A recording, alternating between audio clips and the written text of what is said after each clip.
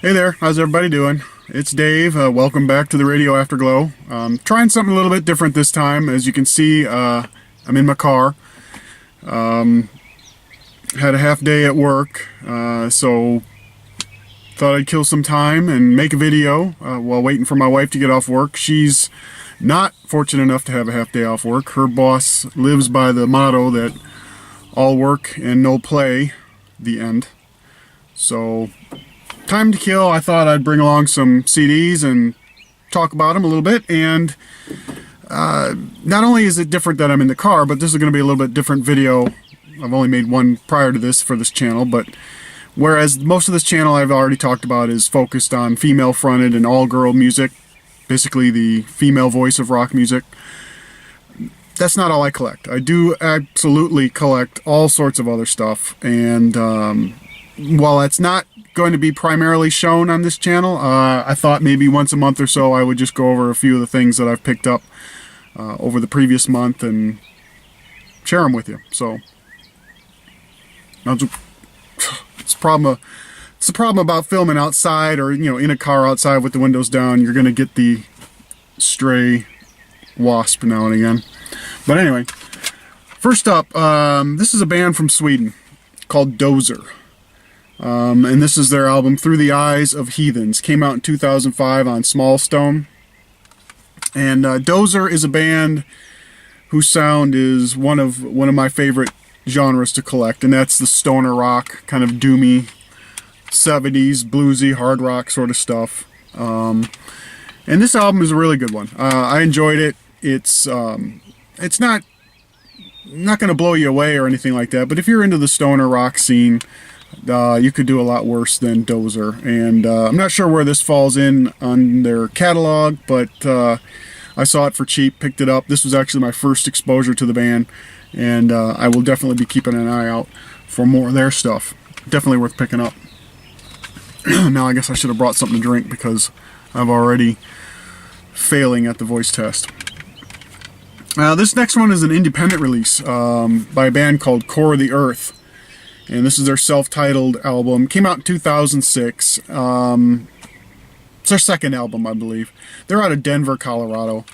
And they're also a doom band. Not so much stoner rock, just more pretty much straight-up doom. Although what's a little bit unique about their sound, or at least on this album, I haven't heard the first one yet, is there's definitely a soundtrack quality to it. And then I read something online where that's kind of what they were going for. It just sounds a lot like, you've got your doom rock going on, but then they kind of drift off into something that sounds like it's a movie score. And that's what they were trying to do. And I guess you kind of get that with the artwork there, the stage curtain and everything. And in fact, they've got the album broken down into 3 acts, and you've got an intermission, and curtains and credits, and so yeah. But it's interesting. It's not bad. Vocals are sparse. There are really only a few tracks, or a couple of tracks that have vocals, and they're fine. But I think this is a little bit more soundtracky or movie score than that I'd prefer. So I don't know if that sounds interesting to you. If that kind of avant-garde sort of thing is something that floats your boat, give it a try. Otherwise, maybe not. This is an album that came out last year by Southern rock stalwarts Blackfoot, and these guys have been around since the 70s. And for me, this has been a band that has been hit or miss, really, on their albums. I have several in my collection. This is the first CD. All of the rest are vinyl. And yeah, some of the albums are good, and some they're just sort of okay. This came out last year. I don't know. It's their umpteenth studio album out on Loud and Proud Records. And this one kind of falls into that Misc category. Definitely got some awesome awesome artwork. And cover art too, but which is reflected again in the CD. But I don't know, it's just sort of mediocre. It just didn't have a lot of gas, if you know what I'm talking about. I don't know, if I didn't already have several of their albums in my collection, and I didn't have the OCD thing that requires me to complete the catalog, I probably wouldn't have picked this up. But I I don't know, unless you're a true fan of Blackfoot, I would pass on this. It's just mediocre, but if you dig them, man, you'll probably dig this. I don't know, maybe even not, maybe not. I'm not a real diehard Blackheart fan. I just, like I said, I got OCD compulsion to, that's kind of redundant, but anyway, to get their albums, and just another one to add to the list, or collection anyway. Alright, now this, I have a few other sub-collecting areas that I do, and a couple of them are geographic. And this fits into that one. This is a band called Majesty Crush. It's their album Love 15. Came out in '93 on Dolly Records. And Majesty Crush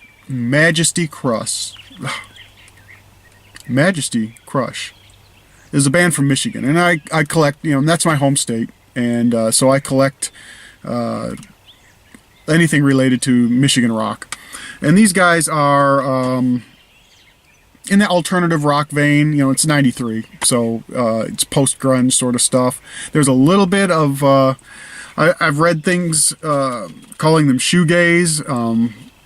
I don't get that at all, but there is maybe a little bit of dream poppiness going on, but it's easier to classify these guys as alternative rock, and it's not bad. It's not great, but it's definitely interesting to listen to, especially if you're into '90s music and you want to pick up some of these little obscure bands that kind of faded away before the end of the decade. Yeah, speaking of '90s music, this is kind of a must-have, and until recently I did not have it. And that's Melancholy and the Infinite Sadness by Smashing Pumpkins. Sorry, I'm watching somebody approach. Yeah, this came out in '95 on Virgin America. Everybody knows this one. Smashing Pumpkins. My favorite song, you know, this has got Tonight and things like that on it, but what I really dig is 1979. I really enjoy that album. Or I really enjoy that song. And I don't know. Yeah, just one of my favorite Smashing Pumpkins songs. Sorry about that. Got distracted by the whole moving vehicle thing. But anyway, I did not have this in my collection. '95, I was still in the midst of my career in the military. Wife and 3 kids, and not a lot of money for buying music. And I was still sort of in that if it's metal, it sucks kind of phase. So I didn't really go out of my way to pick this up, but now I'm glad I picked it up really cheap, which you can do nowadays, because 20 years old. 20 years old. Here's another band from Sweden. This is an album that came out last year. This is Acid Roulette by Scorpion Child. Another stoner, bluesy, doomy rock band. This was my first experience with Scorpion Child, and I dig it. I really enjoy this album. And if you're into that whole bluesy stoner rock sound, you're not going to want to miss this one. Like I said, it came out last year on Nuclear Blast. Good album. I mean, you know, there's nothing really stands out. Like, you know, you're not going to have any. I don't know what I'm saying. It's a good album. Get it. Another independent release. This is kind of a sleazy hard rock 3-piece. The Dizzy Riders is the name of the band, and on the Fast Track to Outer Space. Not kind of, to me, it was kind of an oxymoron here. You've got the imagery of the band here that just looks, you know, sleaze rock sort of stuff. But then you've got the title, Fast Track to Outer Space, maybe stoner rock. But no, this is all LA sleaze sort of stuff. And I forget where these guys are from. Oh, right here. Hollywood. Makes sense then, doesn't it? Yeah, this is not bad. Not female vocals. There is a girl in the band, but I believe she's the guitarist, not a singer. But still, nonetheless, this is fun. It's not bad. It's not great. It's if you're into the glam sleaze rock sort of thing, this is a band you might want to check out. Came out in 2006, self-released, like I mentioned. So it may be a little bit hard to pick this up. I don't know. I just happened to stumble across it, used, of course. It was fun. All right, going over to you know what? Did I say Scorpion Child was from Sweet? Yeah, I did say that. Of course, they're not. They're from frickin' Texas. Spiritual Beggars. There's a Scandinavian stoner rock band. Everything else I said about the music is right. I just totally brain farted on the geography, but whatever. This came out last year as well. This is Sunrise to Sundown by Spiritual Beggars. Again, kind of that hard bluesy rock. These guys have been around for a long time. And great artwork as usual from them. Got this one cheap as well. Came out Inside Out Records. This was good. This I really dig. Yeah, this again. I've been familiar with the band, but I never owned any of their albums until this, and I got to correct that soon. Now here's an album that came out last year, and if I were to do one of those top albums of the year kind of shit, this would definitely be in there. This is California by Blink-182. Came out, like I said, last year on BMG. Man, this was a good album. This was a fun album. I've always been kind of a fan of Blink-182, Enema of the State, and Take Off Your Pants and Jacket. Or just fun albums. And, a lot of people call this, pop punk or something like that. And, which is kind of, an oxymoron. But, I don't know. It's just high energy, fun, power pop, I guess. I don't know. There's no point in trying to describe it. It's Blink-182. They've been around a little bit, but this is one of their best, I think. And if you haven't got your hands on this album, do yourself a favor and do that. This was great. Like I said, this would be one of my favorite albums of 2016. This is a band. Again, totally forget where these guys are from. I think they're from LA. Shiny Toy Guns, and the name of the album is Season of Poison. This is kind of, sort of in that vein of Blink-182, sort of in that emo rock, power pop sort of stuff. Not as much fun. It's definitely more poppy than punk, and it's not bad. Again, girl in the band. Again, she does not sing, although she does on, there's one track on here, Turn to Real Life, I believe, Ricochet maybe, I don't remember, where she takes lead vocals, and if these guys knew what the hell they were doing, they would be putting her behind the microphone more often, because she's got a great voice. But yeah, other than that, it's alright. It's your emo sort of rock, and if you're into that, that's cool. And occasionally I am, but sometimes not. Yeah, another album. This one came out in 2017, so I was going to say another album that would have made my top of last year, but this will probably make my top of this year. And that's 11 Short Stories of Pain and Glory by the Dropkick Murphys. Irish punk. I mean, these guys are legends. This came out on their own Born and Bred Records, like I said earlier this year.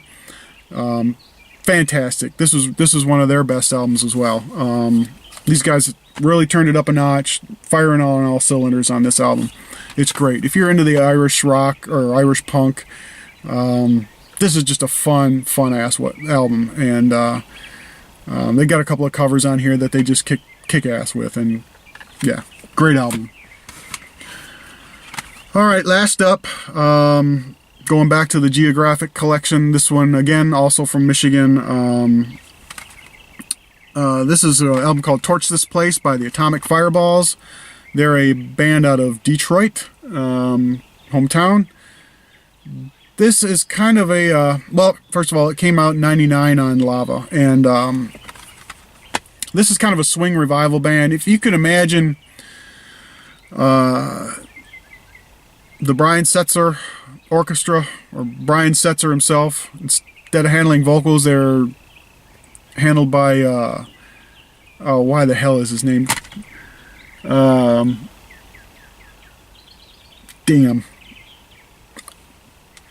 You get in front of these goddamn videos and everything just fucking, I want to say Al Jolson, but that's not who I'm thinking of. Anyway, Satchmo, okay?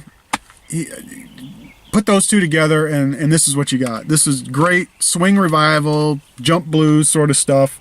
Real fun. They only put out a couple albums. I think this was their last album before they disbanded, but and of course the movement was no longer trendy, I guess. Didn't last very long. But it's fun. If you dig that stuff, which I do, check these guys out. The Atomic Fireballs out of Detroit City. Alright guys, that's all I got. Didn't kill as much time as I'd hoped to, but of course I'd just be taking more time from you, so that's a drag. But thanks a lot for stopping by, and hope to hear from you. Leave me a comment. Tell me what you like, you don't like. If you're just interested in the female fronted sort of stuff, that's great too. You can just skip on this, and I'll be having one of those coming up soon. I've built up a few albums that I've studied well enough that I feel I can talk about them intelligently. So until next time, guys, take it easy.